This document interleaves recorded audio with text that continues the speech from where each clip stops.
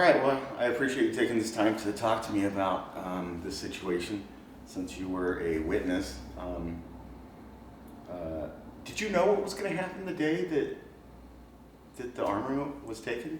Or did you know before or did you know after? No, didn't know anything about it until it actually occurred. Until you got there? Until it actually occurred. Uh-huh. The reason for going up there was to discuss the possibility of a new type of high energy switch with a gentleman who was representing the Army as one of their top electrical engineers on site. And that's what I actually went up with this gentleman to do, was to discuss with him this new type of switch. So after being up there and looking at the new switch and figuring out that it wasn't quite what it technically was up to working with, is when we then at the end figured out, or I figured out what we're actually there for, which was to basically steal United States government classified property, take it off the facility and bring it to a third-party testing facility. Bill, could you check the sound on it? Listen to the headphones and see if it sounds good to you. Just want to make sure that it's picking up me, and listen to both of them because there's two separate channels. Can you hear it good? Does it sound good? Strong? So, 1, 2, 3. How about Tony? Can you hear me? yeah, you can hear him. It's pretty good. Sounds good? Okay. Yeah.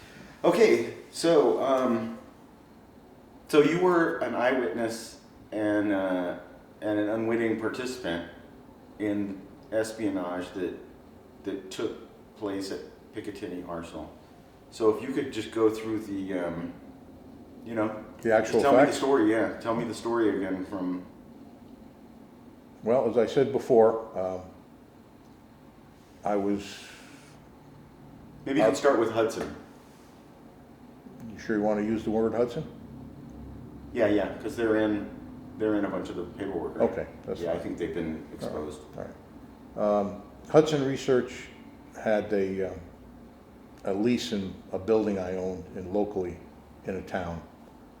And my job was vice president of engineering, was the technical advisor and engineer to build, construct, and test their equipment, their theoretical equipment, which was to form an electromagnetic pulse, an EMP, which mimics a magnetic field generated by a nuclear device being set off, which sends out a powerful wave of electromagnetic energy that physically fries any piece of electronic device within 100 miles or more of the explosion.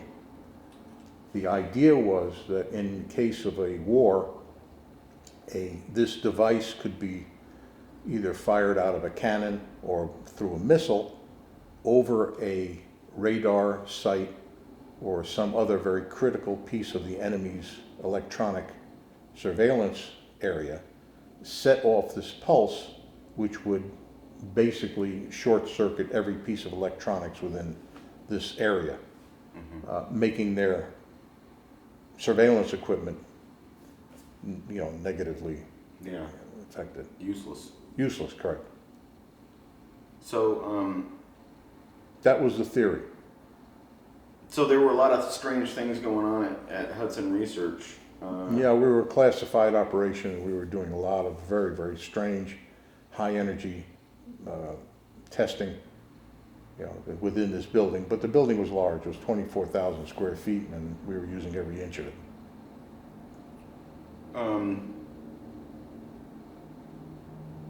Do you have any reason why Hudson was in communication with the defense minister of Israel? Were they do you think they were partnered up, or? I don't think that.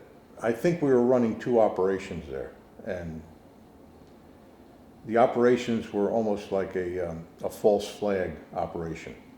The main operation was for the government of the United States, and the false flag was that the information we were developing and being gathered was because of the connections of the president of Hudson funneled off to the Israeli Defense Ministry. So this is where I think we were running a parallel operation. Mm-hmm.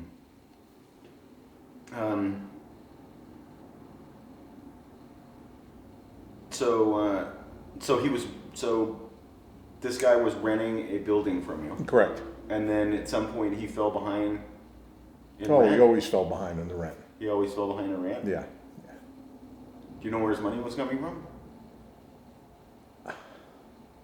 He was getting funded for some very strange areas. I'm not positive where his funding was coming from because, again, I can't make that assertion, but it was not coming from the normal sources, which would be either the government of the United States or another legitimate form of financing.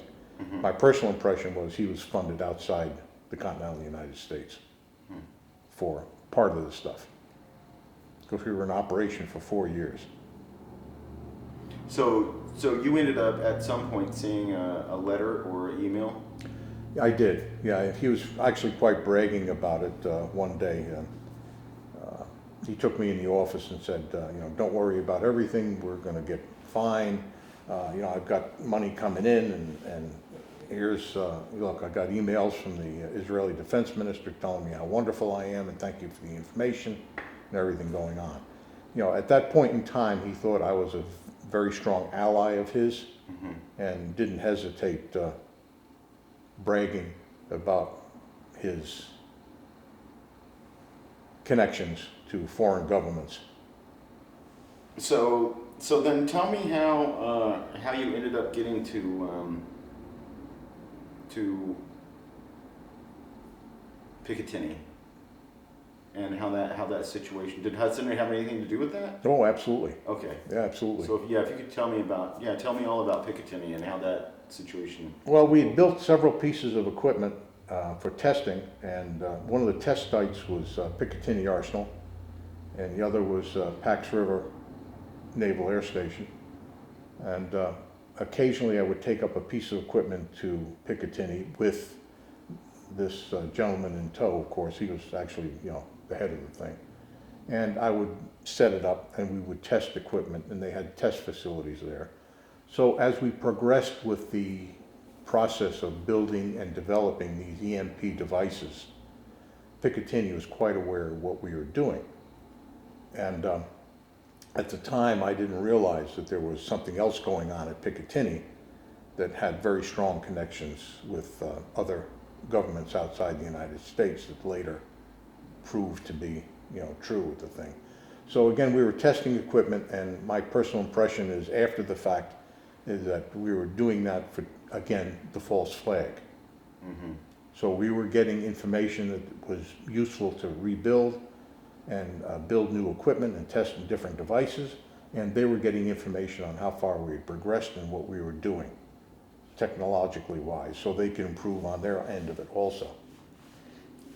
And this is the highest level of United States intelligence that Yes, was kind of overseeing it? yes, Okay. with a lot of alphabets. A lot of alphabet soup, huh? So this guy asked you to go. Wait, Howard asked you to go on a drive No, with him, or was it the other guy? it was the other guy. Okay, so he asked you to go on a drive with them, Right. and you guys went to Picatinny. That's correct. He How did said, that- he said to me one day, he said, come on, we're going to take a ride to Picatinny. They developed a new high-speed switch for high energy, and they want you to take a look at it. So I got in the car with him. We drove to Picatinny, and yes, I spent about 10 minutes looking at the switch, and we went through it, and it didn't seem to be practical, but because I've tried it before and it didn't work, but we looked at it and discussed it a little bit. And then it was in the late afternoon. It was probably about 3:30, and the one head engineer for the Army took us both aside, and he didn't take me aside. He took Curtis aside, who was running the show at Hudson, and said, we're gonna take a ride. I've got something for you to put in your trunk of the car. So I got in the car with him and we drove over to a warehouse where this gentleman had the key for, and he opened up the key and told Curtis to back his car in. We opened up the trunk, and into the trunk of the car he put two 155 millimeter howitzer shells. Then he handed Curtis a live detonator and said, put this underneath the seat of your car, drive very slowly because our speed limit's to 25, you don't want to get stopped, and go out of the building, go out of the gate, and just keep on going. Wave to the guys on the way out, because it's rush hour, it's at the time when everybody's leaving the premises at 4 o'clock. Just go out with the tribe and don't say anything. So I actually witnessed him backing up. Now inside the same warehouse were crates of crates of M16s, crates of shells, bazookas, anything you can imagine. It was actually an arsenal warehouse. Wow. And we just backed up and threw 2 shells in the back of the car and off we went. Now, the shells weren't inert, which means they didn't have any explosive device inside of them. But the reason we picked them up was for testing and the possibility of putting inside them either an electromagnetic device, pulse device, or another device, which I later figured out what it was going to do, and we did put one in it, which was demodulation's microwire. Did they test demodulation's microwire on the howitzer shells? I did, You did? yeah. I built it and put it in. And so was your sensors able to pick up the emissions? Let's put it this way, that part is something I can't say and won't, but I built a sensor and tested a piece of microwire by taping a piece an eighth of an inch thick, thinner than a human hair, with Scotch tape onto a Marlboro box. Then throwing the Marlboro box through a series of sensors, spinning as it went. And the readings we got told me within a foot of where exactly it was by using the magnetic rings of the Earth, magnetic field.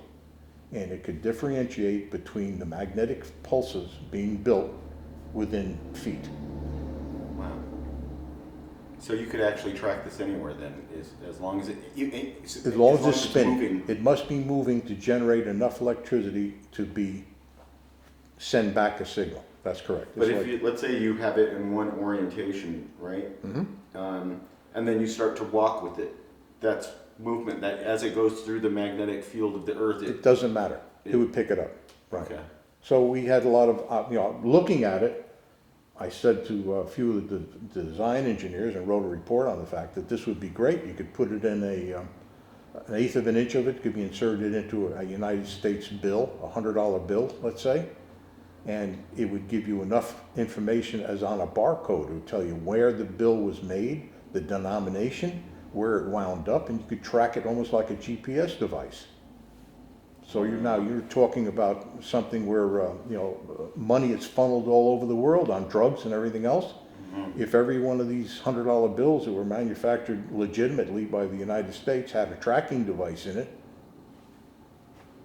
You could tell if it was real. you could tell if it was real. And exactly. you could track it around there. You could track it around the Earth. So instead of somebody forging a $100 bill, that regardless of the plates, if they didn't have this inserted piece of microwire, you'd never know it was real or not. So the potential was unbelievable for this equipment, but being so, it was dangerous to the inventors. So basically, the two of you drove off a U.S. government.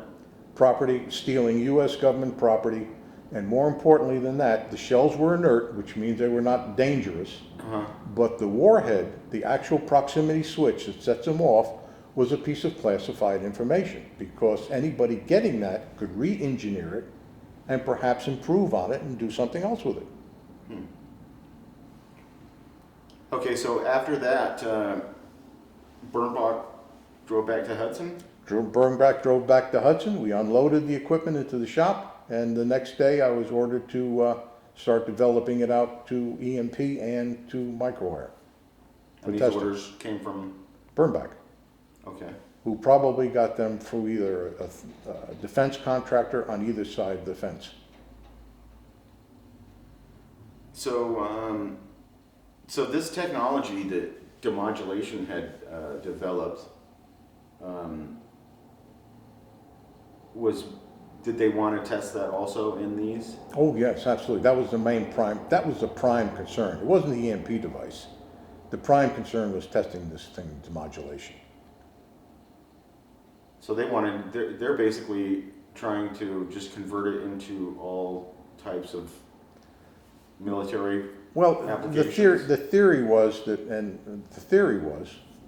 it was proven, that if you could detect by the Earth's magnetic field position, then the Star Wars concept of, in case of a nuclear holocaust, knocking out your opponent's GPS capability so that their intercontinental ballistic missiles would have no idea where they were pointed, or where to land.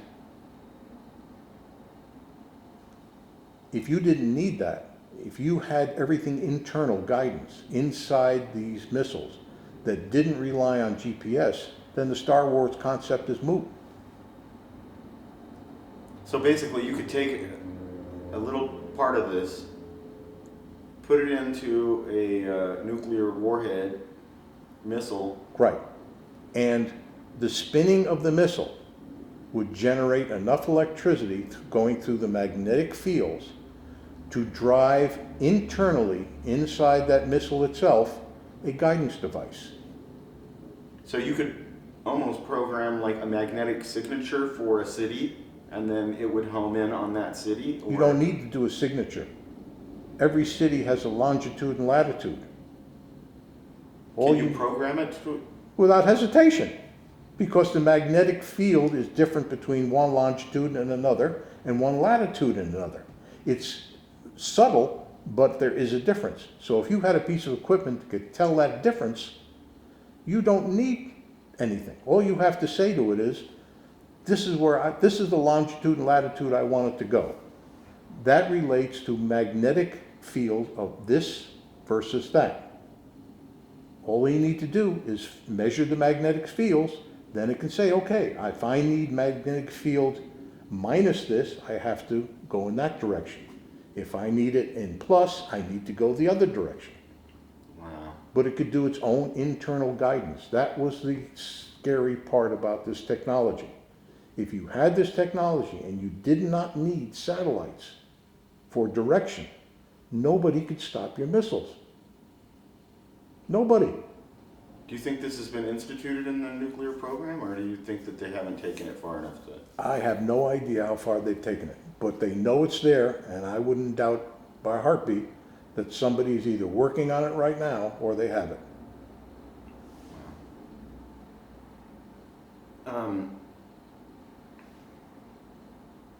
So afterwards, the detonator and the arsenal shows up at Hudson Research, and then Howard didn't pay his rent and left all his stuff behind. Or? Well, what happened was in 2007, my town had a flood, Okay. and Hudson Research's facility, the building they were in, got damaged. It had a lot of mud and slud and stuff like that. At that time, Hudson was bankrupt, and they went out, leaving a mess inside the building. And in cleaning up the mess, I wound up with these 2 shells and the detonator in my garage at home, sitting there.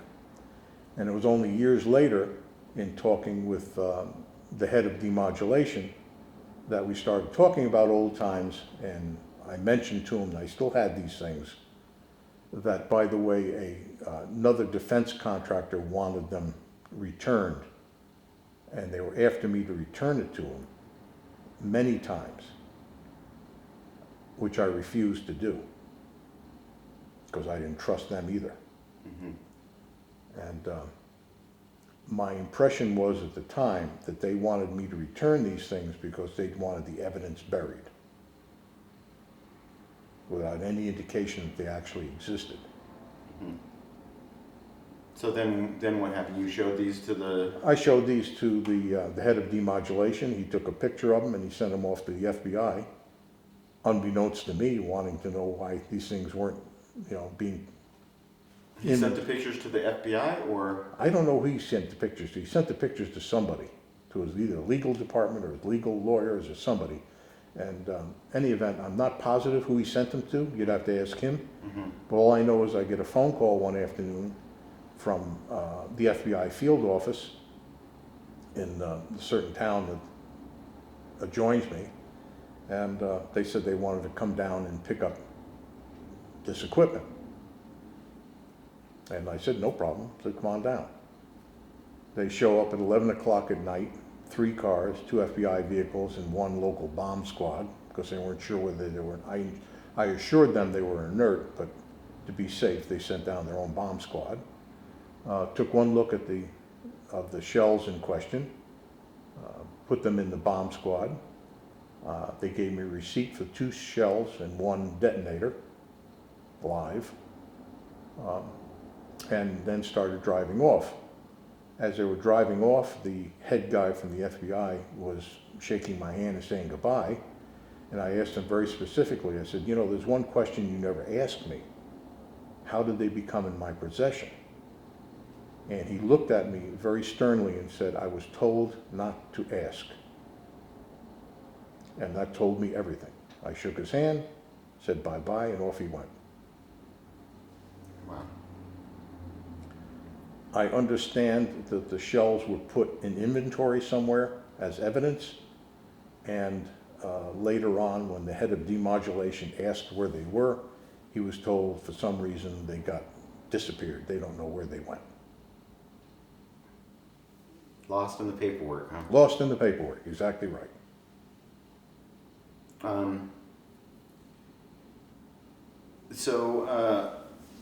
Let's see. Actually, let me stop there because that's good. Make sure this is still recording and. Okay, good.